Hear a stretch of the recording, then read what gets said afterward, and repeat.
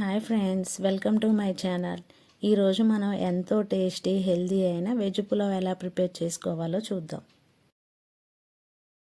ముందుగా stove on చేసుకొని ఒక గిన్నె పెట్టుకొని దానిలో 1 స్పూన్ నెయ్యి, 2 స్పూన్ల ఆయిల్ వేసుకొని మసాలా స్పైసెస్ అన్నీ యాడ్ చేసుకోవాలి. దానిలోనే కట్ చేసుకున్న ఒక ఆనియన్, పచ్చిమిర్చి, కరివేపాకు వేసుకొని ఆనియన్స్ కలర్ మారేంత వరకు వేయించుకోవాలి. దానిలో కట్ చేసుకున్న ఒక క్యారెట్, ఒక పెద్ద సైజు ఆలు వేసుకొని కలర్ మారేంత వరకు తిప్పుకోవాలి. వెంటనే పచ్చి బఠానీ యాడ్ చేసుకోవాలి.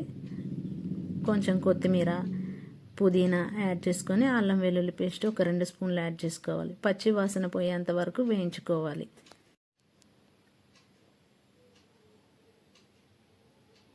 దానిలో ఒక 2 స్పూన్ల ధనియా పౌడర్, కొంచెం గరం మసాలా యాడ్ చేసుకోవాలి. మనకు రుచికి తగినట్టుగా ఉప్పు యాడ్ చేసుకోవాలండి. వెంటనే మనం రైస్ యాడ్ చేసుకోవాలి. నేను ఇక్కడ 3 గ్లాసుల రైస్ తీసుకున్నాను. 1 గ్లాస్కి 2 గ్లాసులు వాటర్ యాడ్ చేసుకోవాలి. ఇక్కడే మనం సాల్ట్ సరిపోయిందో లేదో అని చెక్ చేసుకోవాలండి. నేనైతే సరిపోనే వేసుకున్నా. ఇప్పుడు మూత పెట్టేసుకొని ఒక 5 మినిట్స్ తర్వాత చూస్తే మంచం ఉడుకుతుంది.